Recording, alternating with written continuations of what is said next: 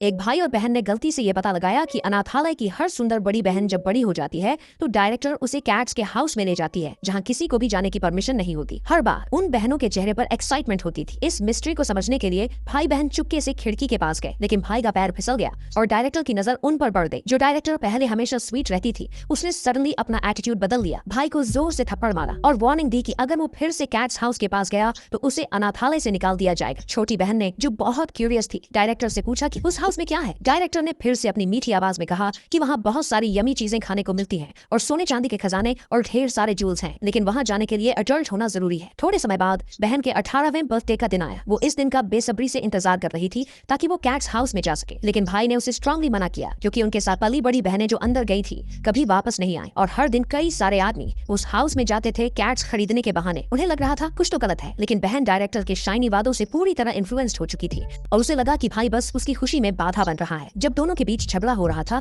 Director अचानक वहां आ गए। तभी उन्होंने अपनी एक दोस्त को देखा जो एक बहुत खूबसूरत पार्टी ड्रेस पहनकर आई थी। उस पर उन्हें समझ में आ गया कि आज उसका भी कैट्स हाउस में जाने का दिन है। सच को साबित करने के लिए भाई फिर से चुपके से खिड़की के पास गया। उसने देखा कि अंदर बहुत ही लग्जूरियस डेकोर था। टेबल्स पर बहुत सारे टेस्टी खाने रखे थे। उस बहन को वेलकम करने के लिए गेस्ट ने उसे एक बहुत कीमती जूल भी गिफ्ट किया। ये देखकर बाहर खड़ी बहन को बहुत जेलसी हुई, लेकिन अंदर वाली बहन ने बस पोलाइटली टोस्ट किया और फिर अचानक बेहोश हो गई। फिर उस लड़की की मदद की गई ताकि वो कैट्स हाउस के अंदर जा सके। भाई ने तुरंत अपनी बहन से कहा कि उस गेस्ट के साथ कुछ गड़बड़ है, लेकिन बहन ने कहा कि उसकी दीदी बस थोड़ी नशे में थी और उस आदमी ने सिर्फ एक अच्छा काम किया है। उसने अपने भाई पर जेलसी का इल्जाम लगाया और उससे मुंह फेर लिया। असलियत पता करने के लिए भाई ने जबरदस्ती अंदर घुसने की कोशिश की, लेकिन डायरेक्टर ने उसे धमकी दी कि अगर वो ऐसा करेगा तो उसे जान से मार देगी। तभी भाई को एक चीख सुनाई दी। वो दरवाजा तोड़ना चाहता था, लेकिन 1 मिनट बाद उसे अपनी बहन का मैसेज मिला कि वो ठीक है। भाई बहुत परेशान था क्योंकि अगले दिन उसकी खुद की बहन को कैट्स हाउस में जाना था। अपनी बहन को भी गायब होने से बचाने के लिए उसने डायरेक्टर से सच जानना चाहा। डायरेक्टर ने कहा कि सारी लड़कियां अनाथालय छोड़कर नई जिंदगी शुरू करने चली गई है, लेकिन भाई को यह बात हजम नहीं हुई, खासकर उस चीख को सुनने के बाद। डायरेक्टर ने उसे शांत करते हुए कहा